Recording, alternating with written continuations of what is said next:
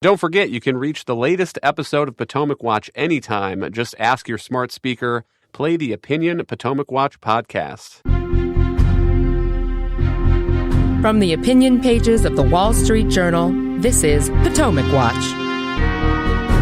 Welcome back. I imagine that at Trump campaign headquarters, they were dreading a Josh Shapiro VP selection for the reasons that Kim laid out before the break. And now I'm wondering whether they see an opening here with the elevation of Tim Walz for two reasons. First of all, because it underlines that the Kamala Harris, who in 2020 was talking about Medicare for all, is probably the real Kamala Harris. And it may cause some voters in the middle to wonder, even if they don't like Trump, whether they want to sign up for a president and vice presidential ticket that is really that ideologically to the left. And number two, it does suggest that President Harris, if she gets into the Oval Office, is not going to be capable or willing of saying no to progressives in her party on some very serious issues. And there's been hints of that for a long time. Kamala Harris has come out in favor of the Supreme Court quote-unquote reform plan offered by President Biden. And for now, that is only a theoretical prospect. But Monet, you can imagine a potential President Kamala Harris with a Democratic Senate, and the debate happening within the Democratic Party would be, should we break the filibuster? Should we use the nuclear option so that we can pass everything and anything we want with a simple majority, not needing 60 votes in the Senate? And this is the kind of action, Monet, that I think will make people wonder whether Kamala Harris would say, push the button, let's go, I'm all in. Right. I think that one of Kamala Harris's biggest advantages is the fact that, having never held executive office before, she's able to apologize for or even just outright lie about some of her previous positions and preferences, because she's never been in the position of having to actually sign bills into law and stand by those policies.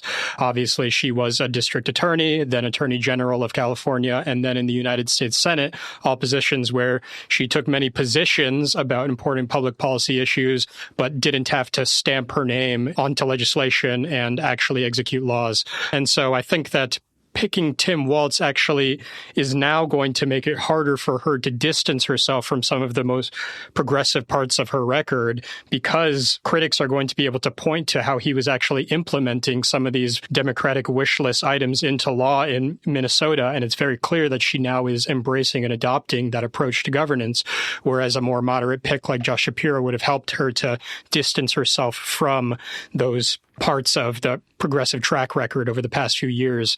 And so I do think that it is a big loss in terms of her signaling to swing voters, whereas she would have had the opportunity to suggest that she wanted to actually turn a new page on some of these issues. She now is going to be forced to defend this very liberal record and is missing an opportunity to actually appeal to a more centrist voter in not just the upper Midwest, but also places like Arizona, Georgia, and other swing states. Kim, we'll give you the last word, but there is almost a mirror aspect to what these two presidential nominees are doing. Recall that before the announcement of J.D. Vance as the Republican vice presidential candidate, there was a lot of speculation that Donald Trump would not do a pick intended to fire up his base, but would turn toward the center of the electorate, choose somebody like North Dakota Governor Doug Burgum, maybe Virginia Governor Glenn Youngkin, somebody who would leaven his policy, his personality with a different kind of quiet Midwestern competent style. And similar here, now we have Kamala Harris doing the same sort of thing, had an opportunity to pitch more towards the center of the electorate, toward the median voter, and instead turning toward firing up the Democratic base again. And maybe part of what she was worried about was a deep divide at the Democratic National Convention coming up later this month. But I think she's leaving a lot of centrist and swing voters on the table when she decides to do that. We have a base election on both sides here. I'm just calling this the nonsensible election, because nobody seems to be doing anything at any time that would actually help them win an election.